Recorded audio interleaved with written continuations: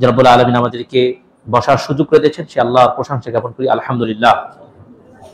দরুদ ও সালাম বর্ষিত হোক আমাদের প্রিয় নবী মুহাম্মদ রাসূলুল্লাহ সাল্লাল্লাহু আলাইহি ওয়াসাল্লামের প্রতি। আমরা সবাই বলি সাল্লাল্লাহু আলাইহি ওয়াসাল্লাম। প্রিয় মুসাল্লি ইকরাম এবং অনলাইনে যারা আমাদের দেখছেন, আমরা বেশ কিছু প্রশ্নের উত্তর দেওয়ার চেষ্টা করব। আমাদের মুসাল্লিগণ বেশ কিছু প্রশ্ন আমাদের নিকট পাঠিয়েছেন, আমরা সেগুলো উত্তর দেওয়ার চেষ্টা করব ইনশাআল্লাহ। আমরা মনোযোগ দিয়ে শোনার চেষ্টা করব।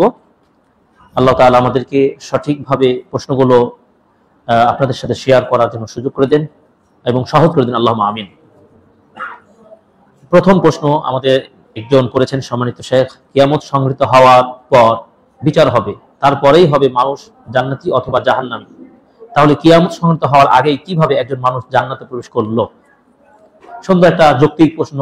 যেহেতু হাদিসে আমরা ঘটনা শোনালাম, সহিহ ইবনে হিব্বানের হাদিস, যে একটি ঘটনা শোনালাম যে একজন আমলদার ব্যক্তি আর একজন আমলদার ব্যক্তি শহীদ হলেন।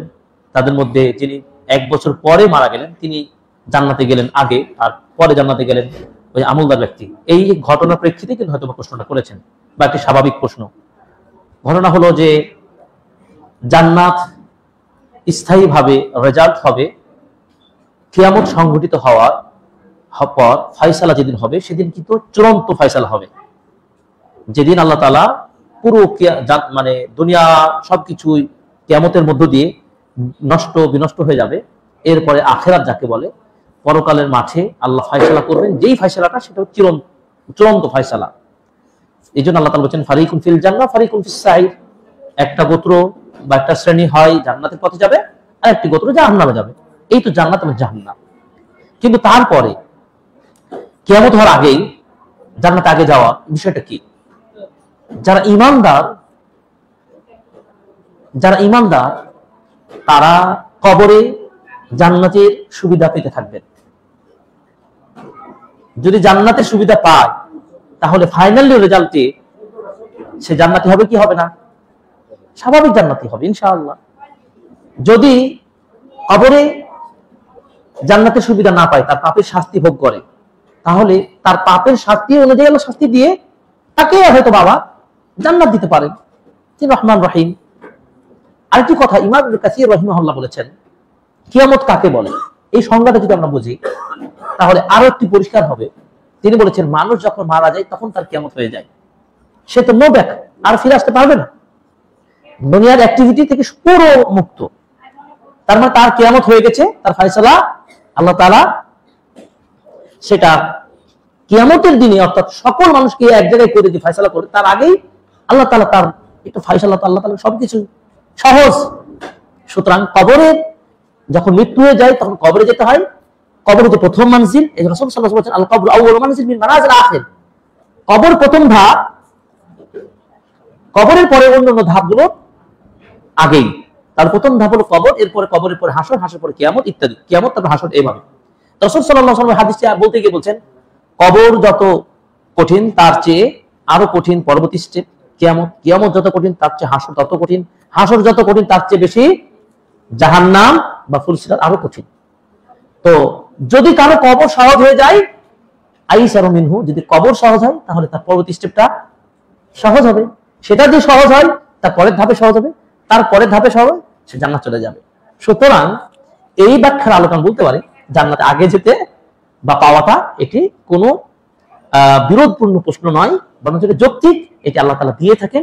না হলে একজন বান্দা ঈমানদার কবরে তার 3টি প্রশ্ন করা হবে, 3টি প্রশ্নের জবাব দিতে পারে, সাকসেস, তার ভাইবা বোর্ড ক্লিয়ার, তার পরীক্ষায় সে নাজাহ সফল হয়ে গেল। আল্লাহ রাসূল সাল্লাল্লাহু আলাইহি ওয়াসাল্লাম বলেন তাকে জান্নাতে পোশাক করে দেওয়া, জান্নাতের যে সমস্ত আযাব থেকে তো মুক্ত অন্ততপক্ষে। সুতরাং এটি অযৌক্তিক কিছুই নয়, এটি আল্লাহ তাআলার সৃষ্টি, তিনি তার ফয়সালা, বান্দার হিসাব নিকাশ সব তিনি জানেন। অতএব জান্নাত এটি অযৌক্তিক কিছু নয়, এটা হতে পারে। আর ওটা চূড়ান্ত হবে কিয়ামতের পর যেটি, অতএব এটা সঠিক। আরেকটি প্রশ্ন করেছেন, তারাবির সালাতের ক্ষেত্রে বাংলাদেশে দেখা যায় ইমামকে তার ইখতিয়ার দেওয়া হয় না, বরং কতটুকু তেলাওয়াত করা লাগবে তার নির্ধারণ করে মুসাল্লিগণ। এই বিষয়টা কতটুকু শরীয়ত সম্মত? আসলে সালাতে কতটুকু তেলাওয়াত করতে হবে এটি মানে ইসলামী শরিয়াতে বিশেষভাবে, বিশেষ করে তারাবির সালাতে কোনো এই ধরনের নির্দেশনা হাদিসে পাওয়া যায় না, এবং সালফে সালিহিনদের কোনো আমলেও এটা পাওয়া যায় না যে তারাবির সালাতে এতটুকু এতটুকু নির্ধারণ করে দিল মুসাল্লিগণ। তবে ফজরের সালাতে বা অন্যান্য সালাতে তেলাওয়াত করা, কিরাত করা কিছু হাদিসের নমুনা বা নির্দেশনা পাওয়া যায়, কিন্তু তারাবির সালাতের জন্য বিশেষভাবে এই নির্দেশনা পাওয়া যায় না। তবে আমরা মনে করি তারাবির সালাত মানে কি, সেই সালাতটা যেন ধীরে স্থির ভাবে হয়, লম্বা তেলাওয়াত হলে লম্বা কিয়াম করে লম্বা তেলাওয়াত ধীরে স্থির ভাবে আদায় করা উচিত, এবং সেটা অবশ্যই ইমাম সাহেব তার নিজের অবস্থা এবং মুসাল্লিদের অবস্থার দিকে খেয়াল করে তেলাওয়াত করবেন। এটি হচ্ছে সোজা এবং সহজ একটা বিষয়। এমন নয় যে এমন লম্বা তেলাওয়াত করবে মুসাল্লির ক্ষতি হবে, তাও নয়। যেটা আমরা সুন্নাহ তেলাওয়াত গুলো দেখতে পাই, আরব দেশের মক্কা মদিনা তেলাওয়াত গুলো কিন্তু আপনার আমরা নমুনা হিসেবে দেখতে পাই, তারা না লম্বা তেলাওয়াত করে না আবার ছোট করে, একটা মিডিল পর্যায়ে তেলাওয়াত গুলো করেন এবং শুনতেও খুব সুমধুর লাগে। এই জন্য খায়রুল উমুর আওসাতুহা, প্রত্যেক কাজের মধ্যম পন্থাই উত্তম।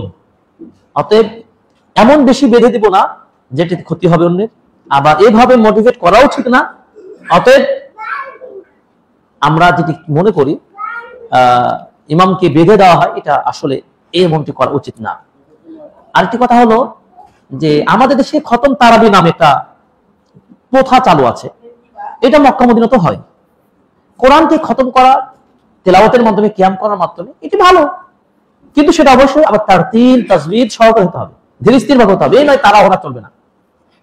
এই জন্য আমরা আগে বলেছি যে আপনি খতম করতে পারেন, সেটা আরবি স্টাইলে করেন, ধীরে স্থির ভাবে শান্ত হয়ে আপনি পড়ুন, এবং সেটা সহনযোগ্য হতে হবে আমাদের মুসাল্লিদের। আল্লাহ তাআলা সহজ করুন, আমিন। সাহারি খাওয়ার সময় ভাত খাওয়া শেষ হলে আযান দিয়ে দিয়েছে, কিন্তু কোনো পানি পান করার সুযোগ পেলাম না, আর পানি পান না করলে রোজা রাখতেও সম্ভব হবে না, সেক্ষেত্রে করণীয় কি? খাবার, ভাত এবং পানি দুটোই তার খাবারের সাথে সংশ্লিষ্ট, সুতরাং সে খাবার খেতেই আছে, খাবার সাথে তার পানিও মিশ্রিত আছে, মানে পানিও তার সাথে সম্পর্কিত। ততটুকু পানি খাবার ততটুকুই খাবে, বাড়তি খাবার চিন্তা করবে না। বান্দার ইন্নামাল আমালু বিন্নিয়াত, তার নিয়তের উপর নির্ভরশীল। এখন যদি মনে করে যে আযান হয়ে গেছে, হয়েছে কি আমার পেট ভরে পানি খেতে হবে, আরো কিছু খেতে হবে, এমনটি করা উচিত হবে না, আল্লাহু আলাম। এই জন্য আমাদের উচিত হলো কি, একটু আগে টাইমের ব্যাপারে খেয়াল রেখে আমাদের সাহারি খাওয়া গ্রহণ করা উচিত। বর্তমানে এমন সময় নাই যে আমাদের টাইম মেনটেন করার মতন ক্যাপাসিটি নেই, আমাদের যথেষ্ট এখন বর্তমান সময় রয়েছে। অতএব আমরা এমন সিচুয়েশনে পড়লে আমরা ওই খাবারটা শেষ করতে পারবো ইনশাআল্লাহ। বাকি খাবারটা শেষ করে তিনি তার পানি যতটুকু না খেলেই তার হবে না, ততটুকু তিনি খেয়ে বিরত থাকবেন, বেশি বাড়তি কাজ করা যাবে না। আর সর্বোত্তম হলো তাকে অ্যাডভান্স জেগে খাবার খেতে হবে, আল্লাহু আলাম। তাকবীরে তাহরিমার সর্বোচ্চ সময় কতক্ষণ?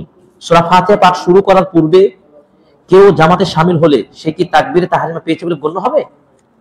মানে সূরা ফাতিহা শুরু হয়নি, কিন্তু উনি সে সময়ে উপস্থিত হতে পেরেছেন, তিনি কি তাকবীরে তাহরিমার অন্তর্ভুক্ত হবেন কিনা, ওনার প্রশ্নটা।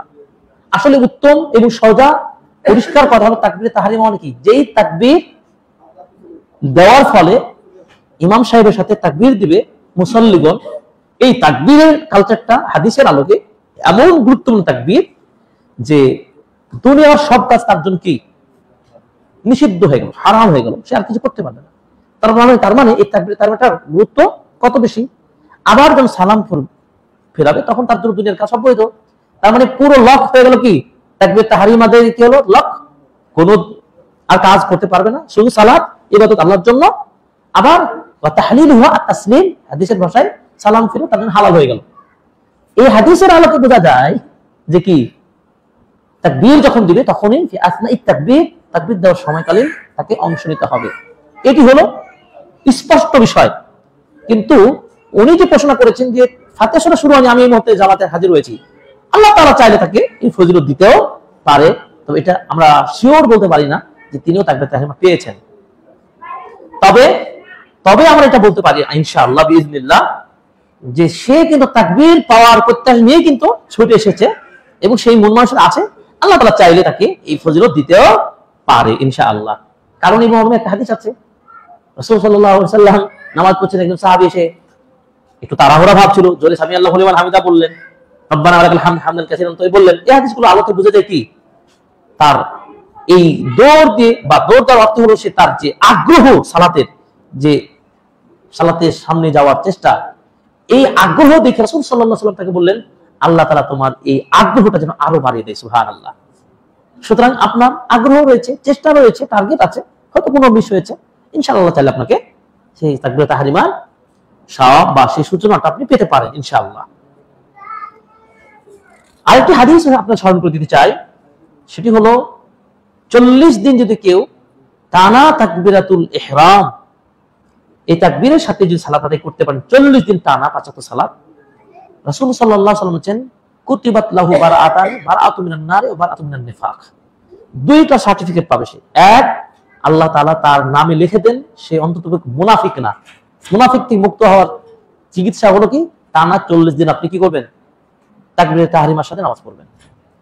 দুই নম্বর কি, আল্লাহ তাআলা জাহান্নাম থেকে তার নামটা কি একেবারে কি মুক্ত করে দেন, সুবহানাল্লাহ। তাহলে আমরা সালাত আদায় করব অবশ্যই আউয়াল ওয়াক্তে এবং প্রথম কাতারে।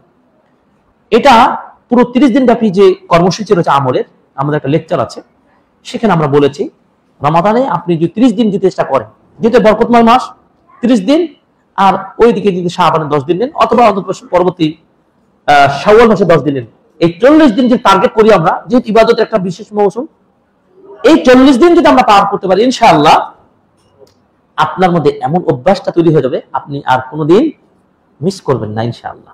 কেন অভ্যস্ত হয়ে গেলে 40 দিনের ট্রেনিং পেয়ে আমার অনেকদিন। এই জন্য প্রশিক্ষণ দাতারা বলেন 1 সপ্তাহ ব্যাপী যদি কেউ প্রশিক্ষণ কোনো কাজে নেয়, তাহলে সে কিন্তু একটা প্রশিক্ষিত হয়ে যায়। সেখানে আপনি প্রশিক্ষণ নিচ্ছেন কত দিনে? 40 দিনের। আল্লাহ তাআলা আমাদের তৌফিক দান করুন, আমিন। সুতরাং তাকবীরাতুল তাহরিমার গুরুত্ব রয়েছে, এই ক্ষেত্রে আপনার হাদিসটা বললাম। যার গীবত করা হয়েছে তার কাছে ক্ষমা চাওয়া ছাড়া অন্য কোনো উপায় আছে মাপ চাওয়ার জন্য? গীবতের মাসআলাটি খুবই শক্ত মাসআলা। গীবতের ব্যাপারে আমাদের জিহ্বাকে খুবই কন্ট্রোল করতে হবে, এখান থেকে আমরা কেউ মুক্ত হতে পারছি না। এই গীবত এত ভয়ঙ্কর যে গীবত প্রসঙ্গে আল্লাহ তাআলা কোরআনে বলেছেন সূরা হুজরাত, যে তোমরা কি পছন্দ করো তোমাদের কোনো ভাইয়ের মৃত গোশত খেতে? এতটাই হিংস্র, এতটাই খারাপ যে কোনোভাবে কোন মানুষ কোন ভাইয়ের মৃত ভাইয়ের গোশত খেতে পারে না। যেমনটি পারে না, তেমনই ভাবে কোন মানুষ কারো গীবত করতে পারে না। রাসূল সাল্লাল্লাহু আলাইহি ওয়াসাল্লাম সামনে আয়েশা রাদিয়াল্লাহু তাআলা আনহা মাত্র একটু তার অন্য স্ত্রী সম্পর্কে বলতে গিয়ে বললেন সাফিয়া খাটো। এরকম মন্তব্য করতে গিয়ে রাসূল বললেন যে আয়েশা তুমি এমন একটা শব্দ বললে, তার মানে কি তোহমত, অপবাদ বা গীবত। কারো আড়ালে যদি কিছু বলেন, যেই কথাটা বললেন ওই কথাটা যদি ওই ব্যক্তি শুনে তিনি খুশি হবেন না, এটা হলো গীবত। গীবতের সংজ্ঞাটা কি? আমি আপনার সম্পর্কে এমন কিছু বলে ফেললাম আজকে, যদি আপনি জানতে পারেন যে শায়েখ এই কথা বলেছেন, তাহলে আপনি মন খারাপ করবেন, অসন্তুষ্ট হবেন, এটি গীবত। আর আপনার মধ্যে ওই জিনিসটা নাই, কিন্তু আমি বললাম যে আব্দুর রহমান ছেলেটা তুমুক তুমুক কিছু তার সব মন্তব্য করলাম, কিন্তু তার মধ্যে মন্তব্য মানায় না, সেটা অপবাদ। আয়েশা রাদিয়াল্লাহু তাআলা আনহা কি করলেন? এই মন্তব্যটা করার কারণে রাসূল বললেন তুমি এমন একটা শব্দ বললে, একটা শব্দ, কালিমাতান ওয়াহিদাতান, একটা শব্দ বললে, এই শব্দটা যদি সাগরের মাঝে মিশিয়ে দেওয়া হয়, পুরো সাগরের পানিটা কি হয়ে যাবে? তিক্ত হয়ে যাবে, বিষাক্ত হয়ে যাবে। বুঝতে পেরেছি গীবত বা অপবাদ কত ভয়ঙ্কর বিষয়। অতএব এই ব্যাপারে আমাদের শক্ত দৃঢ় হতে হবে, আমরা গীবতকে না বলবো। গীবতকে কি বলবো? গীবতকে না বলি। এক্ষেত্রে ক্ষমা চাওয়ার উপায় কি? সকল পাপের একটা মৌলিক মূলনীতি হলো কি? তাওবাতুন নাসুহা, তওবা করবেন। কি করবেন? তওবা করবেন। সকল পাপের ক্ষমা পাওয়ার মৌলিক মূলনীতি হলো কি? বিশুদ্ধ তওবা করবেন। বিশুদ্ধ তওবার শর্ত হলো কি? তিনটা শর্ত। তিনটা শর্তর একটি হলো আপনি যে পাপটা করতেন সে পাপটা আপনি কি করবেন? ছেড়ে দেবেন। দুই, আপনি যে পাপটা করতেন এর জন্য কি অনুশোচনা বোধ করবেন। তিন, আজম আপনি দৃঢ় প্রত্যয় ঘোষণা করবেন আর কখনো ওই পাপটা অন্যায়টা আর কখনো কোনোদিন করবেন না। কয়টা শর্ত বললাম? তিনটি। চতুর্থ শর্ত হলো কারো কাছে যদি হক লেনদেন থাকে, পাওনা থাকে, এই পাওনাটা তার নিকট থেকে পরিশোধ না করা পর্যন্ত আল্লাহর নিকট ওই বিষয়ের ক্ষমা আপনি পাবেন না। কারণ হাক্কুল ইবাদ, এটা বান্দার হক, বান্দার হক আপনার বান্দার মধ্যে কি করতে হবে? সমাধান টানতে হবে। আর আর হাক্কুল্লাহ, আল্লাহর হক হলে আল্লাহর কাছে আপনি ক্ষমা চেয়ে নিলেন এবং আপনি আর কোই পাপটা না করার সিদ্ধান্ত নিয়েছেন। তিনটা শর্ত আল্লাহর সাথে, একটি শর্ত বান্দার সাথে। সুতরাং গীবতটা কোন ক্ষেত্রে পড়বে? হাক্কুল্লাহ নাকি হাক্কুল ইবাদ? এটি বান্দার সাথে সম্পর্কিত। এই জন্য আপনি সেই ব্যক্তির কাছে ক্ষমা চাইবেন। আপনি যদি ক্ষমা, সে লোকটা আপনার কাছে মারাও যেতে পারে, অথবা লোকটাকে আপনি খুঁজেও পাচ্ছেন না বা যোগাযোগ মাধ্যম নাই, তো তাফসীরে বলা হচ্ছে, আমরা এই গত সেমিস্টারে পড়ছিলাম মদিনা বিশ্ববিদ্যালয়ে, তাফসীর পড়তে গিয়ে এই ব্যাখ্যাগুলো পড়ছিলাম, আলহামদুলিল্লাহ আমার এখন মনে পড়ে গেল। যদি যে ব্যক্তি তওবা করে, যে ব্যক্তির গীবত করেছেন, ওই গীবত ওয়ালা ব্যক্তি খুঁজে না পান, বা আপনি হয়তো সুযোগ পাননি, আর যদি পেয়েও যান তাহলে ক্ষমা তো চাইবেন। যদি না পান তাহলে আপনি যেই মজলিসে বা যেই ব্যক্তির সামনে যেই স্থানে ওর গীবত করেছেন, ওই তদস্থানে ওই জায়গায় আপনি তার বিপরীতে কি করবেন? ভালোটা প্রেজেন্ট করবেন। তার মানে আপনি তুলে নেবেন, উত্তোলন করে নেবেন যে আমি আব্দুর রহমান সম্পর্কে আপনাদের খুতবার এই হালাকায় একটু গীবত করেছিলাম, একটু অন্যায় বলে ফেলেছিলাম, তার সম্পর্কে বেশি বাড়তি বলে ফেলেছিলাম, আসলে আমার বলাটা ঠিক হয় নাই, আসলে ছেলেটা আসলে সে ভালো, আলহামদুলিল্লাহ তার মেধা ভালো, সে আমলদার, একটু সৎ ছেলে। তাহলে কি হলো? বিপরীতে কি হলো? আপনাদের নিকট আমি বলে গেছিলাম একটু মন্দ, সেটা আজকে কি হলো? আবার আমার মুখে ভালো বললাম। তার মানে আমি আল্লাহর কাছে তওবা করেছি এবং আপনার সামনে ক্ষমাও চেয়ে নিলাম। এই হচ্ছে সিস্টেম। আশা করি গীবতের বিষয়ে আমাদের কাছে একটা স্বচ্ছ ধারণা চলে আসলো। আল্লাহ তাআলা আমাদের জন্য সহজ করুন, আমিন। ইমাম যদি সালাতে কোরআন তেলাওয়াতের সময় কিছু শব্দ বাদ দেয়, যা কিছু শব্দ যুক্ত করে ইত্যাদি, মানে যোগ বিয়োগ করে, ভুল করে, তাহলে কি ইমাম মুক্তাদি সালাত হয়ে যাবে? এই ক্ষেত্রে আপনার যদি জেনে শুনে, আমাদান জেনে শুনে ভুল করে, জেনে শুনে যুক্ত তো করা যাবেই না। যুক্ত হয় কখন? ভুলের কারণে হয়, মানে উনি বুঝতে পারছেন না। অনেক সময় এইটা ভুল তো কাকে বলে? যে সঠিকের হয় কিছু যুক্ত করে দিল আর হলো মাইনাস করে দিল, যোগ বিয়োগ। ভুলটা হয় কারণে। যদি সদিচ্ছায় হয় তাহলে ঠিক কি না জায়েজ, চলবে না। সদিচ্ছায় ভুল করা যাবে না, যোগ বিয়োগ করা যাবে না। আর অনিচ্ছাকৃত হলে আল্লাহ তাআলা ক্ষমা করবেন, ইনশাআল্লাহ সালাত হয়ে যাবে। আল্লাহু আ'লাম। তারাবির সালাত একাকী পড়া উত্তম নাকি জামাতে পড়া উত্তম? খুবই গুরুত্বপূর্ণ প্রশ্ন। একটি হাদিস আপনাকে বলি, রাসূল সাল্লাল্লাহু আলাইহি ওয়াসাল্লাম বলেছেন, ইমাম সালাত শেষ না করা পর্যন্ত, ইমাম সালাত শেষ করা না পর্যন্ত যদি আপনি ধৈর্যের সাথে তার সাথে পুরো সালাত আদায় করেন, তাহলেই তো ওই ব্যক্তির জন্য নবীজি বলেছেন, মান কামা রমাদান ঈমানান ওয়া ইহতিসাবান গুফিরা লাহু মা তাকাদ্দামা মিন যামবিহি। আল্লাহ তাআলা ওই ব্যক্তির সব গুনাহগুলো ক্ষমা করে দিবেন যে ব্যক্তি ঈমান নিয়ে নেকির আশায় কিয়ামুল লাইল করলো, সিয়াম রাখলো। ক্লিয়ার? শর্ত কিন্তু হাত্তা ইয়ানসারিফাল ইমাম আন সালাতিহি, ইমাম তার সালাত থেকে শেষ না করা পর্যন্ত আপনার থাকতে হবে। তার মানে কি বোঝা গেল? গুরুত্ব জামাতের সাথে করবে। কারো যদি ব্যতিক্রম ঘটে, সমস্যা হয়, শারীরিক হতে পারে, তার ব্যস্ততা হতে, বিভিন্ন কথা, তিনি মর্যাদা থেকে বঞ্চিত হবেন।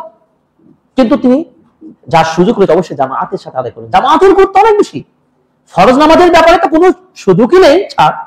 ইসলাম এত শক্ত হাতে যে জামাতের সালাতের কথা বলা হয়েছে যে কোনোভাবে মিস করা যাবে না, এটা শক্ত কথা।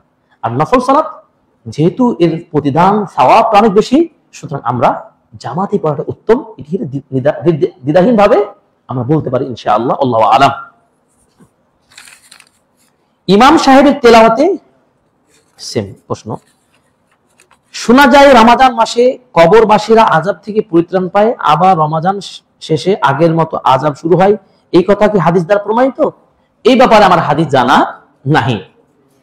এটা যতটুকু মনে হচ্ছে এবং স্পষ্ট কথা, যে পুরো বিরোধপূর্ণ কথা, সুস্পষ্ট কোনো কথা নয়। আল্লাহ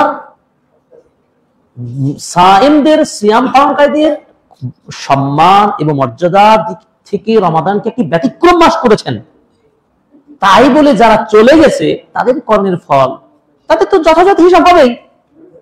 এখন যারা মারা যাবে তাদের কি আমলের হিসাব নিকাশ হবে না? কবরের সওয়াল জবাব কি বন্ধ থাকবে? কবরের কি শাস্তি অথবা শান্তি থেকে মানে স্টপ থাকবে? তা তো নয়। সুতরাং একেবারে বোঝা যাচ্ছে এটা কি বিরোধপূর্ণ কথা, সঠিক নয়। আল্লাহ তাআলা প্রত্যেকটা কাজ, প্রত্যেকটা বিষয় তার নিজ গতিতেই চলবে। রমাদান স্পেশাল কিছু করে দেন, সেটি হলো কি জাহান্নামকে বন্ধ করে দেন, জাহান্নামের ক্ষতি এবং জিন শয়তানদেরকে আটকে রাখেন। কেন? সাইমতে সুবিধার্থে, কল্যাণে।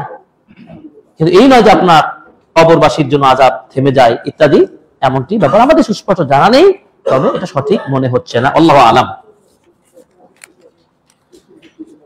আসসালামু আলাইকুম। আসমাউল হুসনা সম্পর্কিত বিশুদ্ধ বই কোনগুলো? কিছু বইয়ের নাম বললে উপকৃত হতাম। আসমাউল হুসনা সম্পর্কে সহজ একটা বই পাওয়া যায় বাংলা, সেটা হচ্ছে আল আকিদা আল ওয়াসিতিয়্যা। এই বইটি আপনারা পড়বেন। কি বললাম? ইমাম ইবনে তাইমিয়া রাহিমাহুল্লাহ লেখা। এটা ব্যাখ্যা করেছেন সালেহ আল ফাওজান, সৌদি আরবের সর্বোচ্চ উলামা পরিষদের সদস্য, বর্তমান সময়ের বিজ্ঞ আলেম ডক্টর সালেহ আল ফাওজান হাফিজাহুল্লাহ উস্তাদ, তিনি এই বইটা ব্যাখ্যা করেছেন এবং এই বইটির আবার অনুবাদ হয়েছে বাংলায়। শেখ আব্দুল্লাহ শাহিদ মাদানী, ঢাকা মাদ্রাসা মোহাম্মদ আরাবি যাত্রাবাড়ি, তিনি মুহাদ্দিস, তিনি বইটা অনুবাদ করেছেন। এই বইটা আপনি রাজশাহী ওয়াহিদা ইসলাম লাইব্রেরিতে আপনি পাবেন। আমাদের শাখা বাংলা বাজারেও আছে, আবার রাজশাহী ওয়াহিদা লাইব্রেরিতেও রয়েছে। এই বইটা পড়তে পারেন। এটা আকীদার বই, আর যেহেতু আসমা ও সিফাত আকীদা সংক্রান্ত বিষয়, সেখানে আসমা ও সিফাত সম্পর্কে আলোচনা এসেছে। এটা একটা। আরেকটি পড়বেন আব্দুল হামিদ ফাইদি আল মাদানী হাফিজাহুল্লাহ, পিস টিভি বাংলার আলোচক ছিলেন, সৌদি আরবের মাজমা দাওয়াত সেন্টার সাবেক দায়ী এবং বাংলা ভাষা সবচেয়ে বেশি বই লিখেছেন উনি। বর্তমান সময়ে সুপার লেভেলে অনেক বই লিখেছেন, 1 শতাধিকের উপরে বই লিখেছেন আলহামদুলিল্লাহ। তার একটা বই রয়েছে আল্লাহর সুন্দর গুণাবলী নামগুলো, এই নামে একটা বই রয়েছে। এই বইটা আপনারা পড়বেন। এছাড়া আরো বেশ কিছু বই রয়েছে। আমাদের প্রফেসর ডক্টর আবু বকর মোহাম্মদ জাকারিয়া হাফিজাহুল্লাহ আকীদা সংক্রান্ত বেশ কিছু বই রয়েছে, সেগুলো পড়বেন, এটাও পড়বেন। এলাকার মসজিদে 8 রাকাত বা 10 রাকাত পরে 1 রাকাত বেতর পরে চলে আসা যাবে কিনা? কিন্তু আলেম বলেন হাদিস আছে ইমামের সাথে শুরু করে ইমামের সাথে শেষ করা। এক্ষেত্রে কি করণীয়? 20 রাকাত একটু কষ্টকর হয়ে যায় শরীরের জন্য, রোজা রেখে ইত্যাদি। আমরা এর আগে উত্তর দিলাম আমরা যে ফজিলত আপনি যদি মর্যাদা পেতে চান, এবং খুতবাতে কি চমৎকার কথা বলেছি, যত বেশি ক্লান্ত ইবাদতের ক্ষেত্রে তত আপনার আমলটা তত উত্তম পর্যায়ে যাবে। আপনি সওয়াব প্রতিদান নেবেন, অফার নেবেন, একটু কষ্ট করতে হবে, ধৈর্য হওয়া যাবে না, আর ইমামের সাথে শুরুতে শেষ পর্যন্ত থাকতে হবে, তাহলে ওই ফজিলত আপনি পাবেন। আপনার যদি কষ্ট হয়, আপনি পাচ্ছেন না, সেটা তো লা ইউকাল্লিফুল্লাহু, আল্লাহ তাআলা সাধ্যর বাইরে চাপিয়ে দেন না, তাই না? ফাত্তাকুল্লাহা মাসতাতাতুম, আল্লাহ তাআলাকে ভয় করুন সাধ্য অনুযায়ী। অতএব আপনি আপনার সাধ্য অনুযায়ী করবেন। আল্লাহু আ'লাম।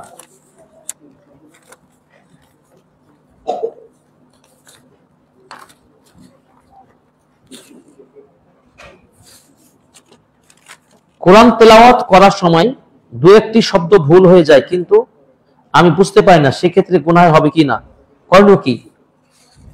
এই জন্য মুতকিন, আপনাকে বিশ্বস্ততার সাথে বিশুদ্ধভাবে আপনি কোরআন আগে স্টাডি করবেন, পড়বেন। করণীয় হলো এটাই। আপনি সহিভাবে কোরআন না জেনে আপনি পড়লে ভুল হবে। অতএব জানছেন আপনার ভুল হচ্ছে, তার মানে কি এটার উপর আপনি চিকিৎসা নিতে হবে না? অতএব যেন ভুল না হয়, নেক্সট আর ভুল না হয়, এই জন্য আপনাকে সেটার উপরে প্রশিক্ষণ নিতে হবে, শিখতে হবে। আমরা যদি সায়েন্স পড়তে পারি, আমরা যেন সবকিছু করতে পারি, দুনিয়ার সব কাজ পারি, কিন্তু সালাত আদায় করার মতো মৌলিক কিছু সূরা মুখস্থ নাই, পারি না, এটা আমাদের জীবনের ব্যর্থতা ছাড়া কিছুই নয়। এই জন্য শাইখ বিন বাজ রাহিমাহুল্লাহ এই একটা বই উম্মার জন্য তিনি জরুরি একটা বই লিখেছেন, আদ-দুরুসুল মুহিম্মা লিআমাতুল উম্মাহ। জনসাধারণের জন্য জানা যেটা জরুরি এমন কতিপয় বিষয়গুলো নিয়ে এসেছেন। এটা আমার অনুবাদ করা একটা বই। এখানে প্রথম চ্যাপ্টারে উনি 18টা চ্যাপ্টার নিয়েছেন, বইয়ের 18টা চ্যাপ্টার আছে। এটা নিয়ে ব্যাখ্যা গ্রন্থ, বিশাল বড় ব্যাখ্যা গ্রন্থ আছে। শুধু মূল অংশটা অনুবাদ করেছি, এর ব্যাখ্যাটা অনুবাদ করেছে ডক্টর কাউসার এরশাদ, অনুবাদ করেছেন। এটা আমাদের ওয়াহিদা লাইব্রেরিতে পাবেন। এটা আমি মদিনা মসজিদের অনুবাদক যখন ছিলাম, অফিস কর্তৃক অনুমতি পেয়ে আমি অনুবাদটা আমার কাছে করে নেই। ওনারা বাংলাদেশের ছাপিয়েছে, দাওয়াতি কাজে এই বইগুলো প্রচুর প্রচলন ঘটাতে হবে। অনেক কিছু করতে পারেন, আপনারা কিছু দাওয়াতি কাজ করতে পারেন না। উনি এখানে প্রথম যে কথাটার জন্য বইটা নিয়ে আসলাম, উনি প্রথম চ্যাপ্টারে নিয়ে আসছেন যে ছোট্ট ছোট্ট কিছু মৌলিক সূরাগুলো মুসলিম উম্মাহকে জানা কি জরুরি। তো এটার উপর একটা কোর্স করলে কি আমাদের কষ্ট হবে? আসুন আমাদের ছেলে মেয়েদেরকে নিয়ে নামাজের জন্য কিছু সূরা প্র্যাকটিস করি। আসলে আশা করি বুঝতে পেরেছেন। আমরা বিশুদ্ধ করার চেষ্টা করব, ভুল করা যাবে না, জেনারেশন ভুল করা যাবে না। আল্লাহ সহজ করুন। হাতে গাম বা আঠা লাগলে নামাজ হবে কিনা, উযু হয়ে যায় কিনা? গাম আঠা এগুলো নাপাক নয়, এগুলো নাপাক হিসাবে ধর্তব্য নয়। সুতরাং আপনার দেহে বা পোশাকে বা কোথাও যদি লেগে যায়, সালাত নষ্ট হবে না ইনশাআল্লাহ। যদি কোনোভাবে আপনার গবেষণায় প্রমাণ হয় যেখানে নাপাক কিছু রয়েছে, তাহলে হবে না। কিন্তু আমরা এতদূর পর্যন্ত যা জানি সেটা নাপাক নয়। তাহলে উযু, হ্যাঁ উযু হবে না কেন? ওটা যদি উযুর পরে লাগেছে আর উযুর আগে লাগিয়ে রাখে, ওটা উদ্দেশ্য হলে এটা হতে পারে গুড, যে আঙ্গুলে বা হাতে লেগে আছে তাহলে ওই জায়গাটা ভিজবে না, উদ্দেশ্য এটা না, তাই না? যে এটার ক্ষেত্রে আপনি অবশ্যই রিমুভ করবেন, তুলে ফেলবেন। আপনি প্লাস্টিক কিছু দিলেন, জেনে শুনে প্রয়োজন অপ্রয়োজন প্লাস্টিক দিলেন, আপনি ভিজালেন না, তাহলে উযু হবে না। কারণ উযু অঙ্গ আপনি শুকিয়ে রাখলেন। ওই ব্যক্তির পার গোড়ালি শুকনো, নবীজি বললেন এই যাও তোমার সালাত হয়নি। একবার না, দুইবার না, তিনবার না, রাসূল বললেন যাও তোমার সালাত হয়নি। কেন? ব্যাপারটা কি রাসূলুল্লাহ? তোমার উযু হয় নাই। কারণ সালাতের চাবি কি? আল উযু। সালাত আদায় করতে হলে আপনার উযু শুদ্ধ করতে হবে। উযুর শর্ত সালাত আদায় করার। অতএব জেনে শুনে আপনি যে আঠা যেটা বলছেন, আমি প্রথমে বুঝি নাই, যদি আঠা লাগিয়ে রাখেন যেটাতে আপনার চামড়া কি আড়াল করে রাখবে, সেটাকে রিমুভ করতে হবে, তারপর উযু করবেন। আল্লাহু আ'লাম। আমি রমাজানের কিছুদিন আগে আসরের নামাজ কাজা হয়ে আছে, আমি সেটা কিভাবে আদায় করব? কাজা সালাতের নিয়ম কি? কাজা সালাতের নিয়ম হলো যদি কোনো সালাত ছুটে যায়, এর নিয়ম হলো র্যাপিডলি আপনি আদায় করবেন যখনই মনে পড়বে। আপনি এতদিন হয়ে গেছে, এখন আপনার চিন্তা, এখনই আপনি আদায় শুরু করেন। বক্তব্য শোনা অবস্থায় শুরু করে দেন, আপনি নামাজটা আদায় করেন, এখনই আদায় করেন। ক্লিয়ার? স্মরণ হয়েছে, যা ভুল হয়েছে তওবা তো করবেনই, সাথে সাথে তওবা বলতে আর যেন এই ধরনের ভুল না হয়, আপনি এই সালাতটা আদায় করে নিন, এখনই করে নেবেন ইনশাআল্লাহ। কাজা সালাত আদায়ের নিয়ম এটা। আল্লাহ তাআলা আমাদের কবুল করুন। আমরা চেষ্টা করছিলাম, বেশ কিছু অনেকগুলো প্রশ্ন এসেছে, সেগুলো উত্তর দেওয়ার চেষ্টা করলাম। এই পর্যায়ে আমরা কুইজ সেশন করব একটু, আর 5 মিনিট। আপনারা জানেন, জি জাকাতের একটা খাত হচ্ছে ফিসাবিলিল্লাহ।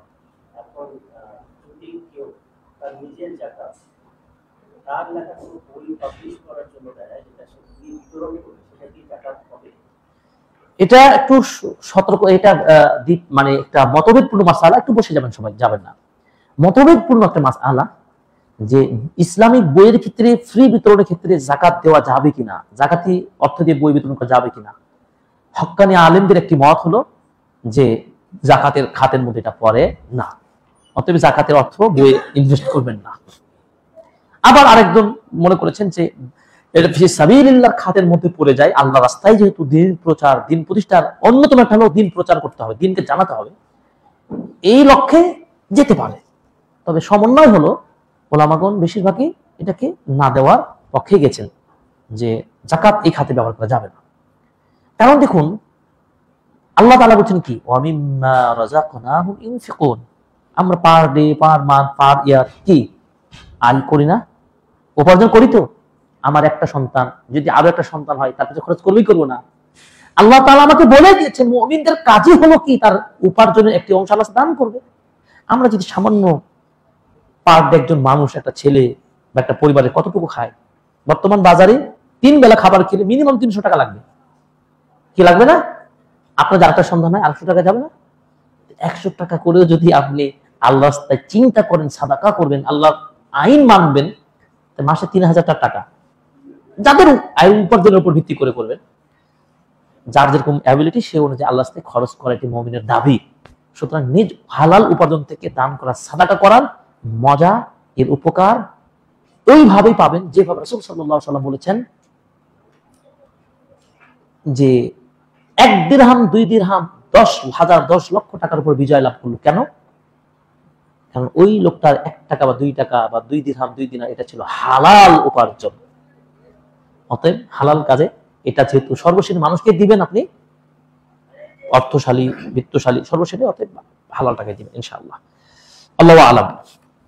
এবার আসি আপনাদেরকে কুইজ পর্ব, খুবই গুরুত্বপূর্ণ এই অংশটুকু। আমরা, আপনারা হয়তো অনেকে আমাকে চিনেন বা চিনেন না, আমি বাংলাদেশে আল্লাহ সুবহানাহু ওয়া তাআলার সাহায্য চেয়ে দাওয়াতি ময়দানে কাজ করার চেষ্টা করছি, এবং এটি আপনাদের দৃষ্টিতে কেমন হবে জানি না। এটি আমি ইতিমধ্যে শুরু করেছি এবং এটা আগে থেকেও করে আসতাম, এখন এটাকে আরো সাজিয়ে গুছিয়ে করার চেষ্টা করছি। বইয়ের মাধ্যমে দাওয়াতি কাজ, জ্ঞান অর্জনের জন্য 6টা উপকরণ লাগে, তার মধ্যে একটা হলো যে শিক্ষা উপকরণ, জ্ঞান অর্জন উপকরণটা দিতে হবে। আমি 1 ঘন্টা স্পিচ বক্তব্য দিলাম, আপনাদের মেধা, ব্রেন রেকর্ডার নয় যে পুরোটা আপনারা সেভ করতে পারবেন না। কিছু একটা বুঝবেন, কিছু সংগ্রহ হবে, কিন্তু পুরোপুরি সম্ভব নয়। কিন্তু একটা মানুষকে যদি আমরা একটা বই দিতে পারি, বইটা পড়ে 1 সপ্তাহ পড়তে দিলাম বা 1 দিন পড়তে দিলাম, তারপরে এক্সাম নিলাম, পরীক্ষা নিলাম, এইভাবে যদি তাকে দেওয়া যায়, তাহলে সেই বইটার উপর জ্ঞান অর্জন হবে কি হবে না? ইনশাআল্লাহ হবে। এই জন্য আমি যে প্রকল্পটা হাতে নিয়েছি, বইয়ের মাধ্যমে সেমিনার করব। সেমিনারে বইটা তারা পড়বে, ফ্রি বই বিতরণ হবে। বইটা 100, 200, 300 রেজিস্ট্রেশন হবে, বইটা ফ্রি পড়বে, ফ্রি দেবো আমরা। বইটা পড়ে তারপরে কুইজ হবে, পরীক্ষা হবে, ইসলামিক বিসিএস, আমি দেখি ইসলামিক বিসিএস ভালো করে বুঝতে হবে। 90% মুসলিম স্বাধীন হলো, বাংলাদেশকে স্বাধীন ঘোষণা করা হলো 24শে জুলাই, জুলাইয়ের অভ্যুত্থানের মাধ্যমে। ভালো করে বুঝেন, মুসলিমদের এখানে কত ধরনের আবেগ ছিল কি ছিল না।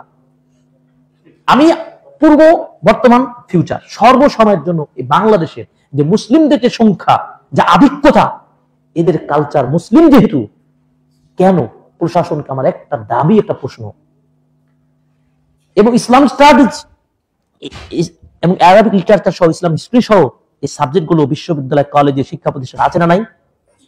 এমনকি হাই স্কুল লেভেলে, স্কুল লেভেল ইসলাম শিক্ষা নামে একটা বইও আছে। এটা থ্যাংক ইউ সরকারকে, যে কোনো সময় সরকার হোক না কেন, আমার এটা মেসেজ। আমরা যারা উচ্চ শিক্ষায় শিক্ষিত, সরকারি জবগুলোতে পরীক্ষা দিয়েছি, আমি নিজেও দিয়েছি, আমার জানা মতে আজ পর্যন্ত কোন পরীক্ষায়, বিশেষ কোন পরীক্ষায় ইসলাম ধর্ম নিয়ে একটা প্রশ্ন এসেছে আমার জানা নাই। কি আপনার চোখ বন্ধ কেন, মুখ বন্ধ কেন আপনাদের? দেন না, আপনার ছেলে মেয়েরা দিয়ে আমরা তো দিয়েছি, একটা প্রশ্ন আমার চোখে পড়ে নাই। এর দাবি নাই কেন আপনাদের? এর দাবি নাই কেন আপনাদের? রক্ত ঝরাতে সবাই পারি, আমরা ধরে দিলাম, ক্ষমতায় নষ্ট করে বসে গেলাম। আমার দাবি, এই মেসেজ থেকে, ভিডিও থেকে মেসেজ করছি আমি, আগামীতে দেশকে যদি সত্যিকার মুসলিমরা মুসলিমদের ভালোবাসায়, তাদের রক্ত দিয়ে, ত্যাগ দিয়ে যদি স্বাধীন আশাই করেন, আগামীতে এই ইসলাম শিক্ষা যেন অবশ্যই প্রত্যেকটা মহলে যেন প্রশ্ন থাকে, এবং শিক্ষার বাধ্যতামূলক করতে হবে মুসলিমদেরকে। সে তারই একটা চিন্তা থেকে নিয়ে আমার ছেলে মেয়ে, মুরব্বী সকলের মাঝে ইসলামিক বই পড়ার প্রতি বেসিক নলেজটা যেন অর্জন করতে পারে মুসলিম দাবিদার হিসাবে, এবং সেটা তার পরীক্ষায় ফেস করতে পারে। কিছু সহজ প্রশ্ন থাক না কেন, 200টা প্রশ্ন থাকে, আপনি 2টা প্রশ্ন করতে পারবেন না? ইসলাম শব্দ অর্থ কি, কালিমা লা ইলাহা ইল্লাল্লাহ অর্থ কি, এটা সবাই পারবে, দেন না সেটা উৎসাহ পাবে যে না রে, আমাদের মুসলমানদের দেশে একটা প্রশ্ন অন্তত ইসলামিক হয়। অতএব আমি দাবি জানাচ্ছি, প্রত্যেকটা সরকারি পরীক্ষাগুলোতে, প্রত্যেকটা সিলেবাসে ইসলামের শিক্ষার আলো ছড়িয়ে যাক এবং স্থান পাক, আল্লাহ সহজ করুন, আমিন। সেই ধারাবাহিকতায় অনেক দায়ী অনেকভাবে দাওয়াতি কাজ করছে, সকলের ভালো ভালো দিকগুলো কবুল করুক, আমি দোয়া করছি।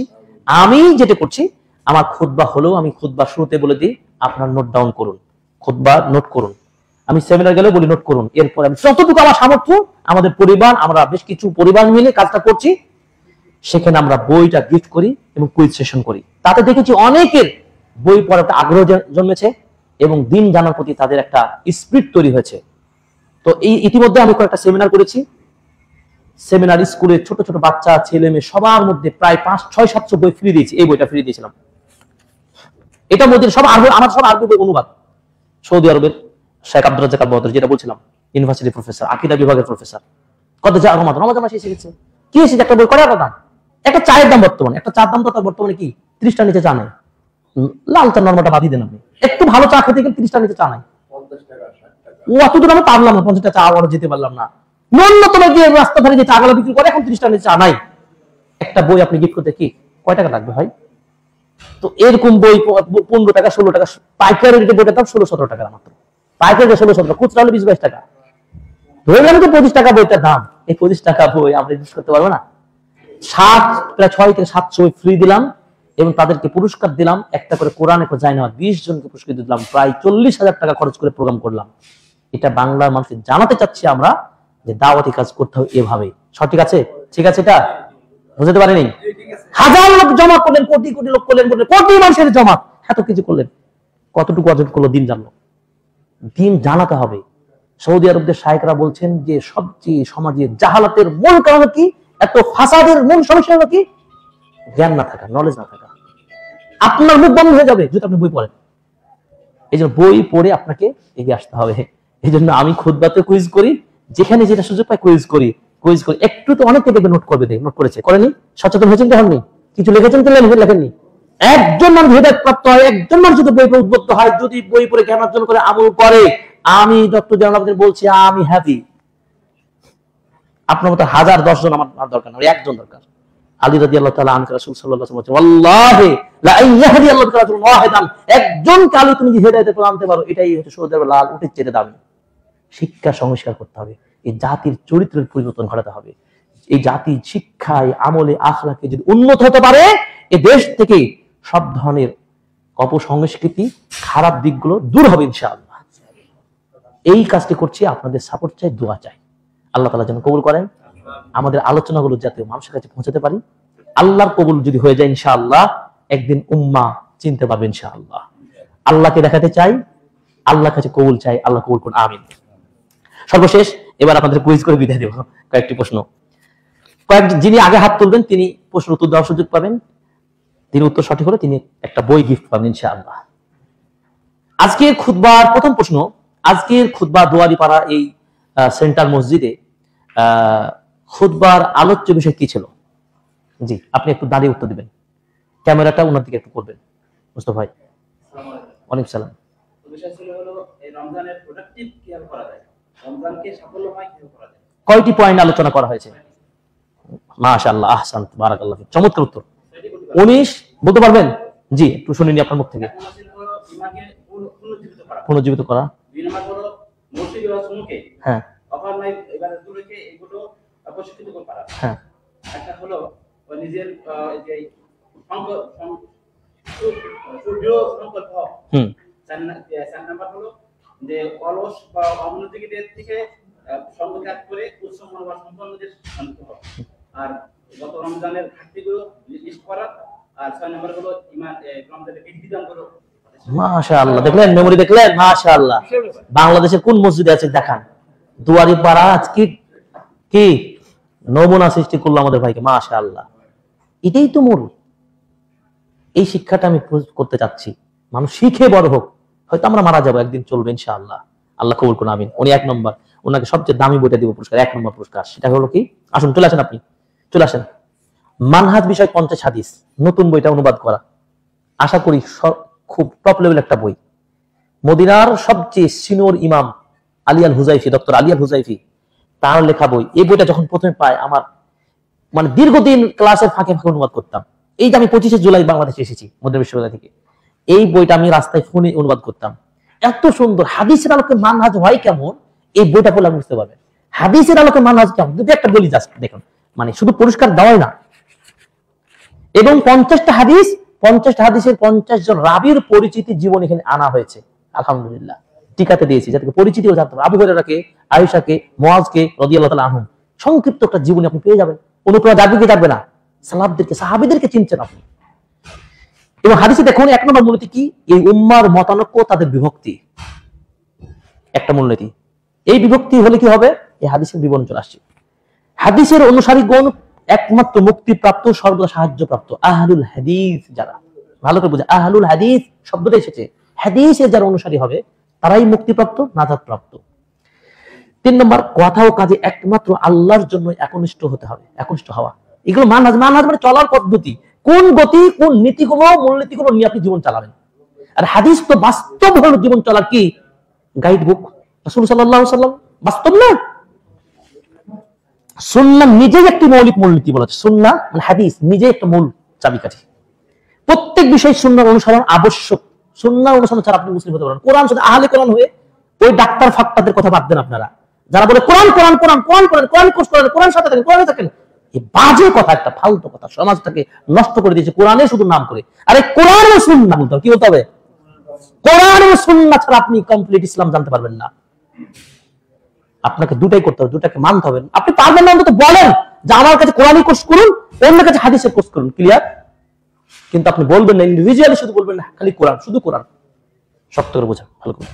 এমন কিছু মূলনীতি 50টা চমৎকার বই, যারা পান না তারা সংগ্রহ করবেন। আপনি ওয়াহিদ ইসলাম লাইব্রেরিতে প্রকাশ করা আমার অনুবাদ নতুন বই এসেছে এই কয়েকদিন আগে, আলহামদুলিল্লাহ। আমার ভাইয়ের নাম কি? ওসমান গনি। মাশাআল্লাহ, ওসমান গনি অর্থশালী মানুষ, আল্লাহ কবুল করুন, গানি বানিয়ে দেখা। আমিন, জাযাকাল্লাহ খাইর। 2 নম্বর প্রশ্ন, আরেকটি দামি বই দেব। 2 নম্বর প্রশ্ন, ঈমানকে পুনর্জীবিত করার জন্য কয়টি মূলনীতি বলেছি? জি, উনি আগে হাত তুলেছেন, একটু এইভাবে এদিকে চলে আসেন, আপনি আমার কাছে চলে আসেন, আপনার পরিচয় দিন, উত্তরটা দেওয়া শুরু করুন। জি, পাবনা। জি হ্যাঁ, ঈমান পুনর্জাগরণ করার কয়টি মূলনীতি বলেছি? 4টি। কি কি?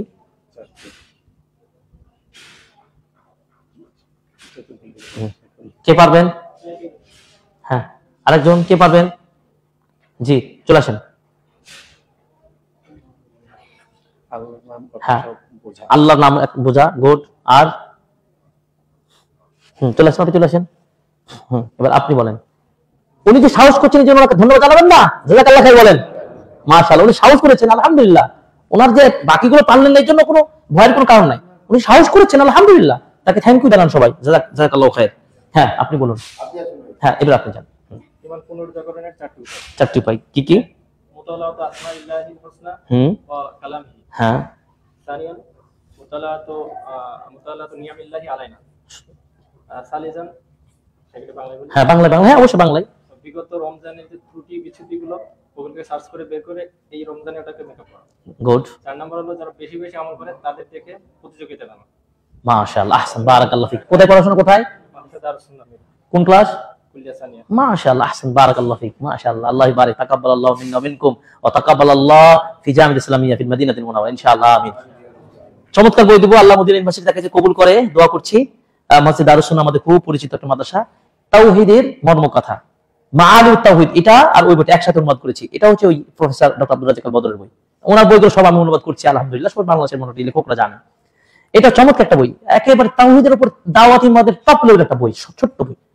4টা কালেমা কি কি সেখানে পাবেন। তাওহীদ কালেমা কি, কেন তাওহীদ, কোথায় তাওহীদ পাবেন, কি তাওহীদ, কেন, ইত্যাদি ইত্যাদি, মানে ইনফরমেশন অফ তাওহীদ আপনি এখানে পেয়ে যাবেন। একটা ছোট্ট বই, এগুলো আপনার মনস্থির করেন, ফ্যামিলি, আত্মীয়স্বজন, বন্ধুদের মধ্যে, কলিগদের মধ্যে বই দিয়ে একটা দাওয়াতি কাজ করুন। ঈদে এর অনেক বইপত্র, জামা কাপড় দিয়েছেন, একটু বইপত্র দেওয়ার চেষ্টা করবেন, ইনশাআল্লাহ। জাযাকাল্লাহ খাইর। কি নাম? সালমান শেখ। মাশাআল্লাহ, আল্লাহ কবুল করুন, আমিন, জাযাকাল্লাহ খাইরান। 3 নম্বর প্রশ্ন, খুতবার শুরুতে একটা হাদিস বর্ণনা করেছি, সেই হাদিসটির বর্ণনাকারীকে এবং হাদিস নম্বর কত? জি, একজন যারা উত্তর দিতে পারেন তাকে শুধু কম দেব। এদিকে চলে আসেন। তালহা ইবনে উবাইদুল্লাহ, তালহা ইবনে উবাইদুল্লাহ হাদিসের বর্ণনাকারী। হাদিস নম্বর কত ছিল? 2992 2992 2992 না 52 ওনার উত্তরটা সঠিক হিসাব ধরছে, এই জন্যই খুবই কাছাকাছি। অবশ্য বিসিএস এর প্রশ্ন 4টা অপশন থাকে তো, মাল্টিপল চয়েস, হয়তো উত্তরটা সঠিক হতো। আলহামদুলিল্লাহ, আসাদ, মাশাআল্লাহ, মাশাআল্লাহ। তো তারপর আমাদের ভাইকে আমরা পুরস্কারটা দিব, কারণ উনি রাবির নাম বলতে পেরেছেন তালহা বিন উবাইদুল্লাহ, এবং হাদিস নম্বরটা একটু সংশয় হচ্ছিল, 2982 দুই সাইডে 22 আর 89, 9 আর 8। হ্যাঁ, 9 ও 8, তাহলে 2982, তাই না? 2982। মাশাআল্লাহ, আহসান, বারাকাল্লাহ, চমৎকার। ওনাকে যুবকের জন্য কোন বই দেওয়া যায়? বিয়ে শাদী করেছেন? মাশাআল্লাহ, এই একটা বই দেখতে পাচ্ছেন। কি বইয়ের নাম? সৎ সন্তান গড়তে হলে কি করবেন, আছে? মাশাআল্লাহ, তাহলে তো আমাকে আগে থেকে চেনেন আপনি। কোনটা নেবেন বলেন? এটা? ও বাবা, এটা মাশাআল্লাহ মাশাআল্লাহ। শাইখ বিন বাজ রাহিমাহুল্লাহর বই। 1999 সালে মারা যায় শাইখ বিন বাজ। সৌদি আরব গ্রান্ড মুফতি ছিলেন। ওয়ালাইকুম সালাম ওয়া রাহমাতুল্লাহ। মাশাআল্লাহ। আপনারা কি বিরক্ত হচ্ছেন নাকি? খাওয়া দাওয়া তো নাই, আমাদের সাইম আছে, তাই না? একটু সময় নেই। আচ্ছা, এরপরে প্রশ্ন হলো, আপনি ঈমান জাগরণ শুরু করবেন। ঈমান জাগরণ করার জন্য কয়টা পলিসি আপনি মানে ফলো করবেন? প্রথমত,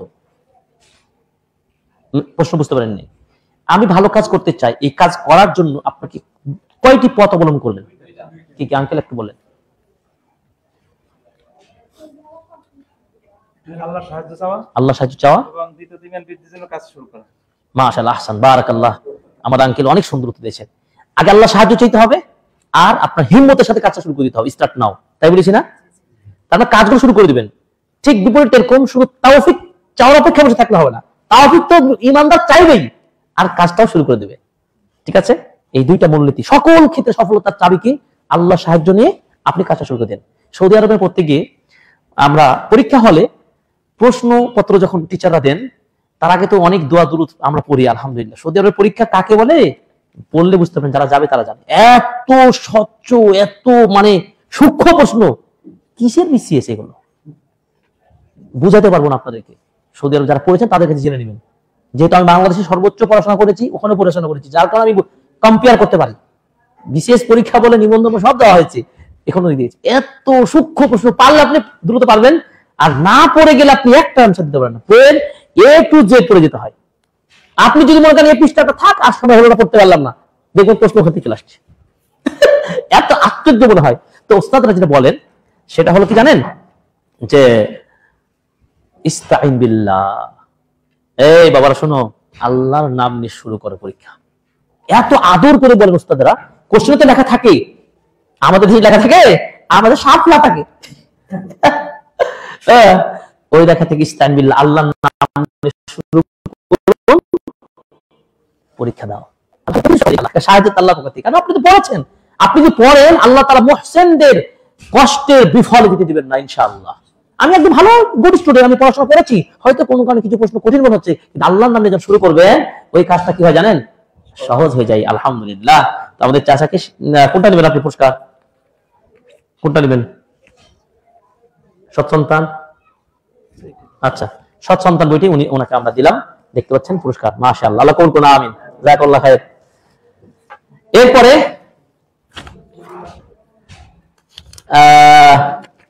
এরপরের প্রশ্ন হলো,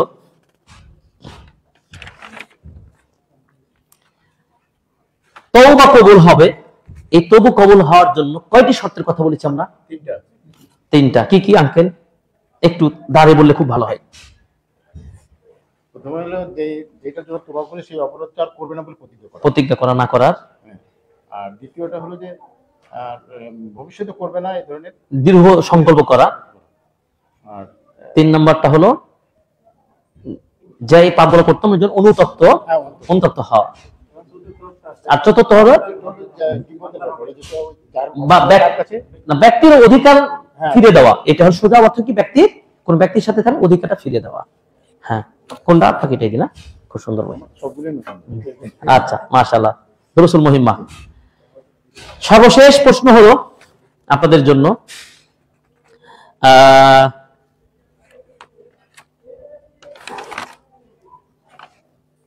একটি আয়াতের কথা আমরা বলবো, যে আয়াতটি সে কোন সূরা কত নম্বর আয়াত বলতে হবে, যেখানে আল্লাহ তাআলা নবীকে আদেশ করে বলছেন আপনি তাদের সঙ্গে থাকুন যারা সকাল সন্ধ্যা জিকির আজকার করতে থাকেন। জি বলেন। সূরা কাহাফ 28। সূরা কাহাফ 28। মাশাআল্লাহ, উত্তর সঠিক। মুস্তাফা ভাইয়ের উত্তরটা হয়নি। হ্যাঁ, 152 হচ্ছে সূরাতুল বাকারা, ফাযকুরুনি আযকুরকুম, কদ জা শাহরু রমাদান। এটি আপনার পুরস্কার, লিখে চলে আসেন। কদ জা শাহরু রমাদান এসেছে, আমাদের চাচা পেরেছেন, আলহামদুলিল্লাহ। দেখলেন? হ্যাঁ, ধন্যবাদ।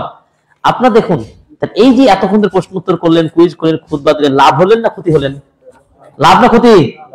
হাতে নাতে প্রশিক্ষিত করা হলে বাংলা মানুষ পারবে, এদের অনেক কিছু শক্তি আছে। কিন্তু ঘটনা হচ্ছে যে পরিবেশ আমাদের নাই। এজন্য আমাদের মসজিদের এই কমপ্লেক্সের যারা দায়িত্বশীল আছেন, আমি মনে করি আপনারা অন্তত পক্ষে মাসে একটা করে সেমিনার করার চেষ্টা করবেন। কিছু নমুনা দেখিয়ে গেলাম, এই নমুনা বাস্তবায়ন করুন। আমি আছি সামগ্রিক সাপোর্ট করার জন্য ইনশাআল্লাহ। আমার পরিবার আছে, আমি আছি এই ধরনের উপকরণ দেওয়ার ক্ষেত্রে আমি সাপোর্ট দেবো ইনশাআল্লাহ। কি পাবেন না? আমার সাপোর্ট থাকবে, ফুল দামে সাপোর্ট পাবেন। এর প্রশ্ন তৈরি করা, ওই যে বলেই দিই, আমাদের মুস্তাফা ভাই দেখছেন না, উনি নিজে পরীক্ষিত, ওনার পাবনা একটা মাদ্রাসা করেছেন আলহামদুলিল্লাহ। ওনার সাথে যখন আমার ফোনে কথা হয়, প্রথম গ্রন্থপাঠ প্রতিযোগিতার আয়োজন করি, প্রায় 400-500 প্লাস মানুষ এই পরীক্ষা অংশগ্রহণ করেছিল। পাবনা বাসী চমক লেগেছে, করোনাটা কি, স্কুল কলেজ সাধারণ সর্বশ্রেণীর মানুষ, নারী পুরুষ পরীক্ষা 400-500 লোক পরীক্ষা অংশগ্রহণ করেছে। আমি প্রশ্ন তৈরি করেছি, বই সবকে ফ্রি দেওয়া হয়েছিল। ফ্রি দেওয়া হয়েছিল না, বইকে ফ্রি দেওয়া হয়েছিল জানেন। আকীদার 100টি প্রশ্ন, এই একটা বই, ওটা আমার সম্পাদনা একটা বই। সেখানে 400-500 মানুষ পরীক্ষা একেবারে পুরো মাদ্রাসার এ তালা ওই তালা নিচ তালা সব ভর্তি, 400 মানুষ কম, এবং তাদের দুপুরে বিরিয়ানির খাওয়ার ব্যবস্থা করেছেন আমাদের ভাই, এবং ভালো পুরস্কার ব্যবস্থা করেছিলেন। আল্লাহ কবুল করুন, আমিন। বেদাত দূর করবেন, চিকিৎসা শুধু দিলেই হবে না, চিকিৎসার ট্যাবলেটও দেওয়া লাগবে ইনশাআল্লাহ। আল্লাহ বাংলাদেশকে বেদাত মুক্ত সুন্দর একটা সুন্নাহ ভিত্তিক দেশ সমাজ গড়ে তুলতে করুন, আমিন। আল্লাহ সহজ করুন, আমিন। সকলকে ধন্যবাদ, আপনারা ধৈর্যের সাথে এতক্ষণ ছিলেন। আল্লাহ তাআলা এই দুয়ারিপাড়া মসজিদ কমপ্লেক্সকে, আত-তাওহীদ জামে মসজিদ কমপ্লেক্সকে আল্লাহ কবুল করুন, আমিন। অনেক অনেক দোয়া হলো। এই মসজিদটা নতুন হয়েছে, দেশ প্রবাস থেকে যারা দেখছেন এই মসজিদটার উন্নয়নে আপনারা সহযোগিতা করবেন ইনশাআল্লাহ। এই মসজিদটা যারা ফাউন্ডার, যারা সদস্য, যারা মুসাল্লি, আল্লাহ সকলকে কবুল করুন, আমিন। আল্লাহ তাআলা এই মসজিদকে সাক্ষী রেখে মসজিদের বিনিময়ে আমরা যেন পরকালে নাজাত পেয়ে যাই, আমিন। আমরা সাপোর্ট দিচ্ছি এই মসজিদের, আপনার দান এখনো করতে পারবেন, আমিও করতে পারি, কি পারি কি পারি না। আমরা আমাদের পরিবার থেকে আমি এই মুহূর্তে 1000 টাকা দান করলাম এই কমপ্লেক্সকে, আলহামদুলিল্লাহ। আপনারাও করুন, করতে থাকুন। এটা এই জন্য বললাম, উৎসাহ দেওয়ার জন্য বললাম, বলাটা বড় বিষয় নয়, উৎসাহ দেওয়ার জন্য বললাম। আপনারাও দিবেন, আল্লাহ তাআলা কবুল করুন, আমিন। সুবহানাকাল্লাহু ওয়া বিহামদিকা আশহাদু আল্লা ইলাহা ইল্লা আনতা আস্তাগফিরুকা ওয়া আতুবু ইলাইক। আসসালামু আলাইকুম ওয়া রাহমাতুল্লাহি ওয়া বারাকাতুহু। দায়িত্বশীল কে আছেন, আমার টাকাটা নিয়ে নেন।